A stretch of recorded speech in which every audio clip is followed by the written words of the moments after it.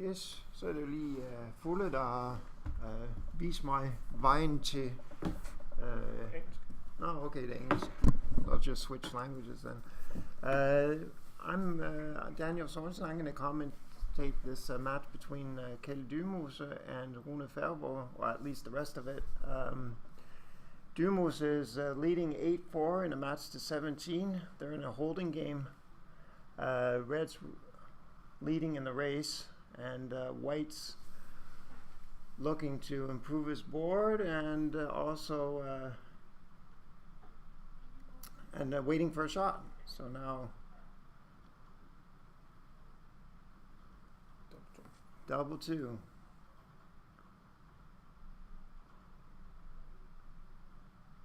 Yeah.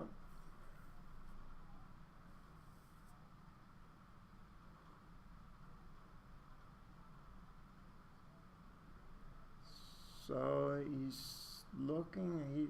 He notices. He recognizes the two blots in Red's board. So he just maintains contact. And now 3-2 for Red.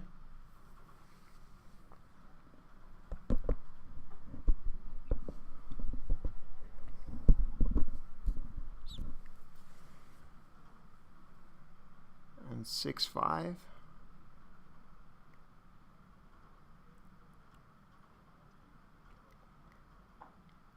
There's a choice to that White releases some pressure by running with the last checker.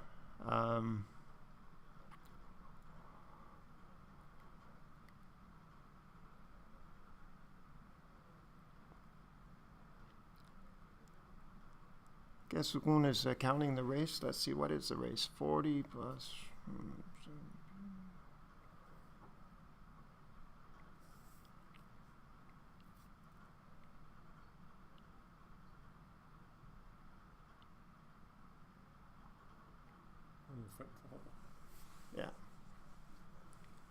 105 for Red. And yeah, White's trailing some 61, 112. So 7 pips after the race. Yeah. After the roll. Could he consider stepping out with the 5 and keeping contact with the Red's mid checkers there, like that? Yeah. Because of the 2 blots on the smaller points? 2 blots, yeah. Putting pressure on the Red's blot. And another choice as well, 6, just going out and reducing contact. I don't like that move because now Red can just safety his blot, and then from there.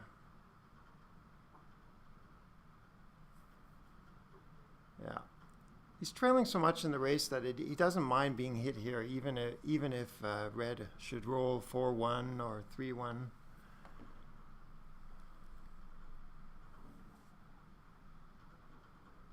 Four, 3. That leaves a shot, it looks like. Yeah.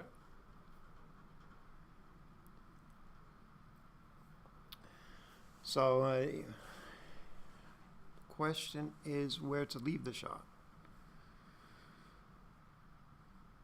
He can just play 13-6 without hitting. There's also 12-8, 7-4.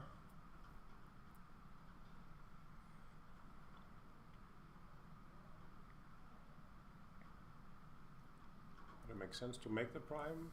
Just to make it 4 prime and then leave a double shot and then 20 shots.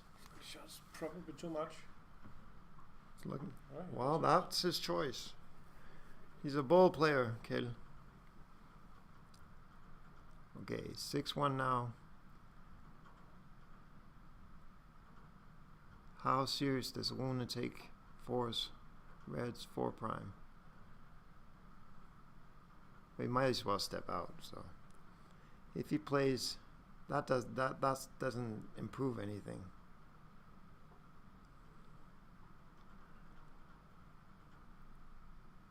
He might have been worried about double shots or something. 2-1. Joker. Brilliant roll. Now white's in trouble. 1.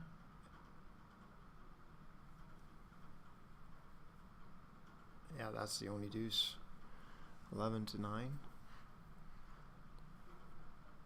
Are we near cube here?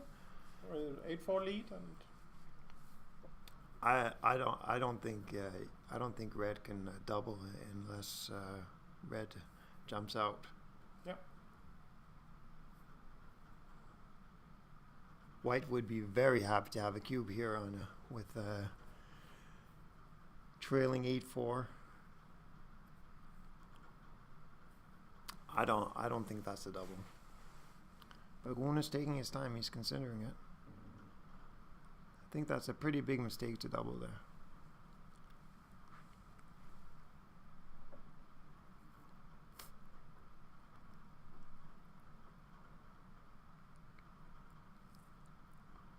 There are market losers.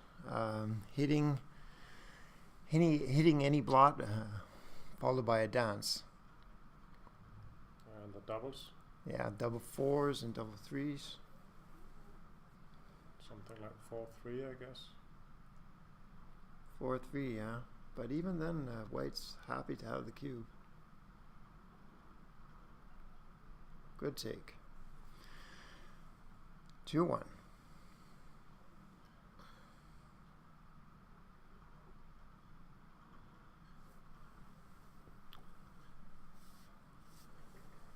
Now, white needs a good roll, and he gets it. So, well, yeah, he can come in there and hit on the ace, or he could hit on the 15. Again, it's about how serious he takes red's 4 prime. Now he has 3 checkers trapped on the ace. I like that play. I like it too.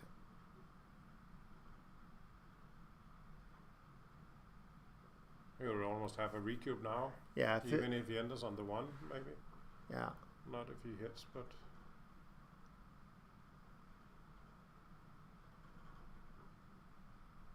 I think that's a mistake. It looks like it. Now Maybe he can cube his way out of the problem, perhaps. Maybe not now, but if you have danced. Yeah, well, I wonder when Rune should redouble to 4. It's trailing 8-4. He has a 4 prime. Loose checkers, so there are gammons. And Kjell will have big difficulties in sending it over back again. Yeah. So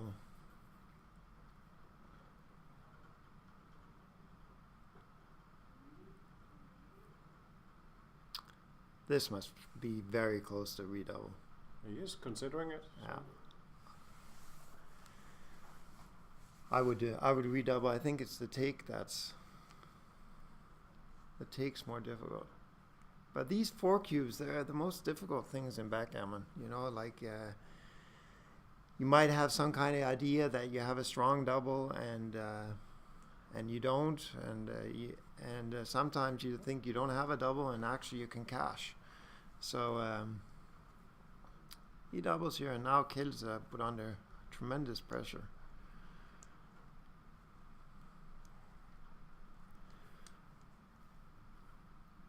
You can hit with the ace and 3s and 7s. And he takes. Yeah. Now red's in big trouble. If he can't respond here with the deuce. Dance. 3-2. Okay, he can consider just hitting on the ace and playing 24-21. Yeah. Or there's the point shift. Point shift, yeah. I didn't see that. The right idea.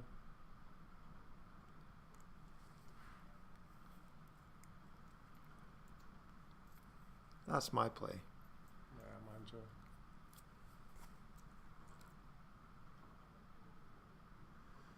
Those checkers on the 24 point, they have to step up at some point. And now with 2 checkers on the bar, although it leaves a double shot, dance obviously this is the biggest gain. And tens of gammons, dance. Now he wants a 7 or an 8 or an ace. Ace is best, I think. So now, does he step up or does he move closer? He steps up.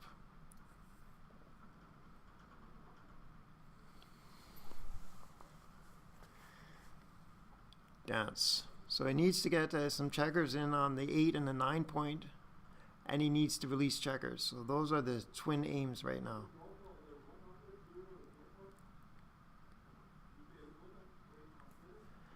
I wonder what their heart rate is right now. Gibraltar, they were measuring their heartbeats. High cubes, gammons, it's probably higher than the rest. Sort of what the, just the normal. So he can hit, which he does. Although he doesn't have any direct covers. Okay. It's gotta be a hit. He has to hit. That gammon. Yeah, and also even if red rolls a deuce, it's a good roll anyway. 2-1. 2-1? Okay. So that was very important. Staying alive. 4-1 now. And he steps right up. He could have considered playing just 15, 14 to cover.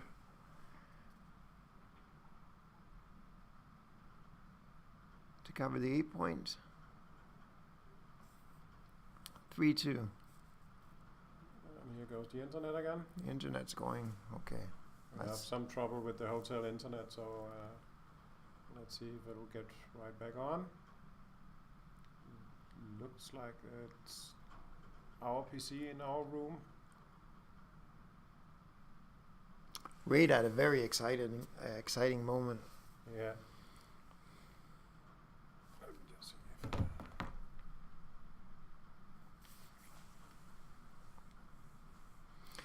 these blitzing positions are difficult when you have 2 aims where you want to be attacking, but you also have to be aware of your defensive checkers, moving them up and getting them ready to go out in the outfield. And an awkward number at any time can give red quite a bit of chances. But at the same time, white wants to just prepare to attack and close out. so. It's live over here. Let's just see. We can reload this one.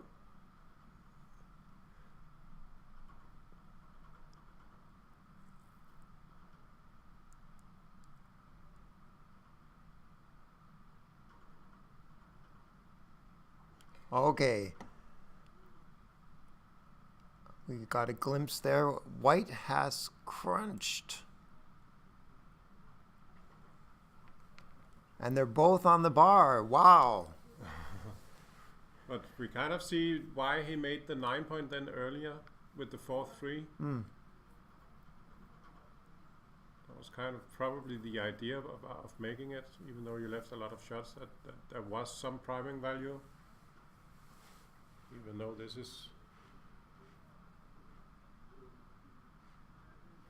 Now they're confused about where the checker should be. They're on the bar, and then it's 5-5. 5-6. I see. Okay, so there's a choice in where he should put the checker, and white responds with the 5-6. So now there's a shot. Fours are really important, which he doesn't get.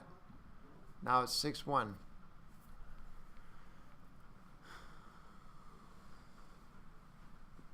Moves the checkers in. And still keeps a guard, checker waiting to pounce. But white rolls a 5. So now it's white that has some outfield coverage.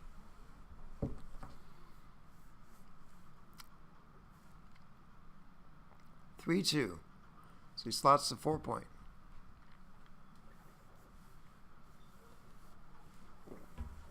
They're playing quite fast, I think. It looks like... Kell has 25 minutes remaining, and Una has less, 19 minutes. I think Kell is also the intuitive guy. Yeah, Yeah. he feels the position. 3-1, he really wanted a deuce there.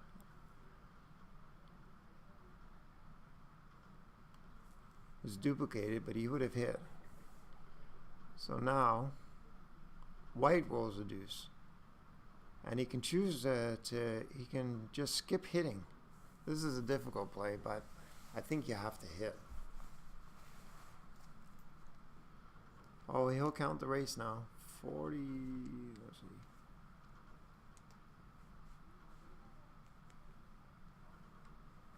White has 82. 95 for it. Okay. He's way ahead. But is it a good enough racing position? Because he needs to probably break the 20 points anytime soon. Yeah, and also there are sevens that hit from here. That's 6 shots in itself. So it's only 5 more shots. So he gains a lot by the dancing numbers, of course. But how about staying on the 6 point and bringing down the builder? Is that an idea? Or is it too much? The 6-5, he's got that covered. Yeah, yeah. I would. Yeah, that's true. He should have probably brought down the builder and then just going for. That's a great response. 1-2 from the bar, but Red still has a huge advantage here. 6.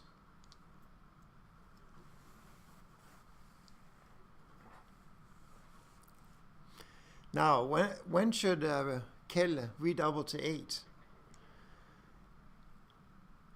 Usually you don't want to redouble when you lead, when you have a significant lead in a match. You don't want to be redoubling when there are gammons. At least that, because when you win a gammon with the cube on your side, then you'll be winning so large part of the match anyway.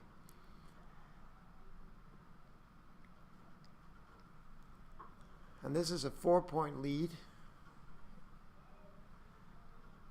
So if it had been a 4 cube, it would have been more obvious. But Kell is just not going to be doubling here.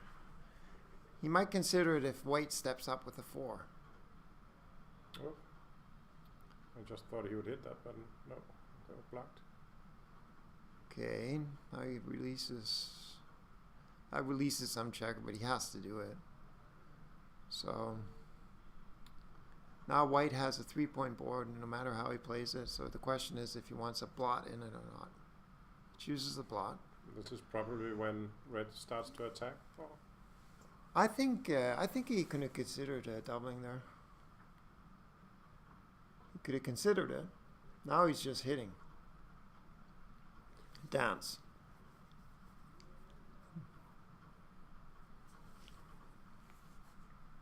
So if Una takes an 8 cube, he's risking very little. He's risking just a couple of percentage points. And he'll have an 8 cube on his side. So if Red doubles, White should be redoubling on almost any kind of threat at all. So Kell knows this, of course, so that's why he's resisting the 8 cube.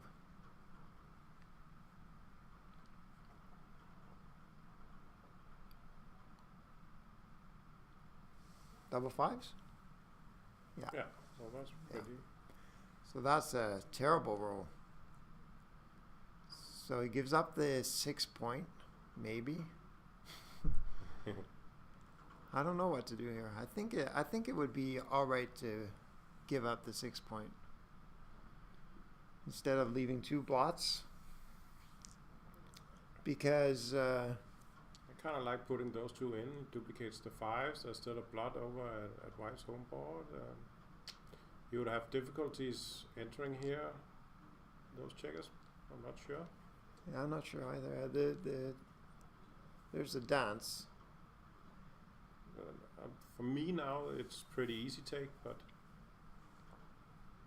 given the cube, or at least that it's an 8 cube.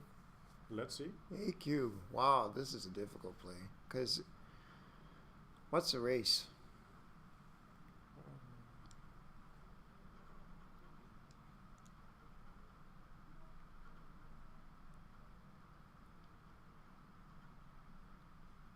Passes. 85 for white. Passes the 8 cube, so now he trails 12-4. 58 for red, so it's got like a huge lead. But is he? Can you roll anything bad? 5 what? 5 2 5 1. Maybe any 5s are not so good. 6 5. Nah. 6-5's a good roll, I think. Yeah, you can clear there. I'm just not sure if there's contact enough for a take here. No, and also, well, I have to admit I'm pretty exhausted. And even counting the race seems to be difficult. Yeah, so Daniel has been playing the main event. Of course, since he's here, he's lost 2 matches and are out. Way too early. Yeah, earlier than I wanted it to be. Yeah.